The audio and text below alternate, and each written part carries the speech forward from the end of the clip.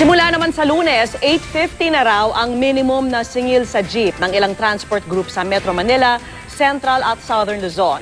Yan po ay sa kabila ng pagbasura ng LTFRB sa hiling na 50 sentimong dagdag pasahe.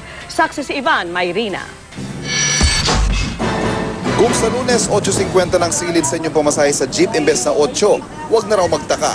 Ibabalik daw ng mga driver ang sale na yan dahil ang kasalukuyang 8 pesos sa sinisingil, discounted lang naman daw na kusa nilang ibinigay. I-order namin sa aming mga member yung lahat ng mga taripa na pinagbayaran niya na nakalagay yung 850 doon, ilagay sa likod ng kanilang sasakyan sa upuan at ipakita sa taong bayan, ito ang original na pamasahe.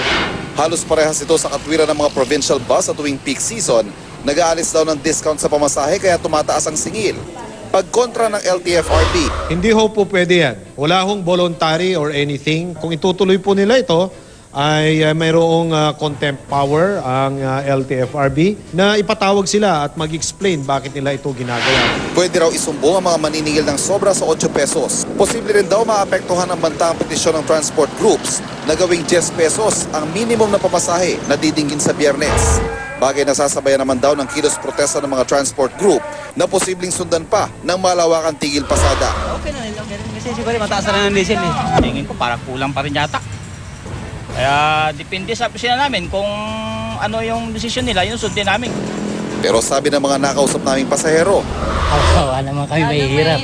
Tutol po ako dahil mahirap ang buhay ngayon. Yung 50 centimos pa pag naipon po yun, ano rin po yun.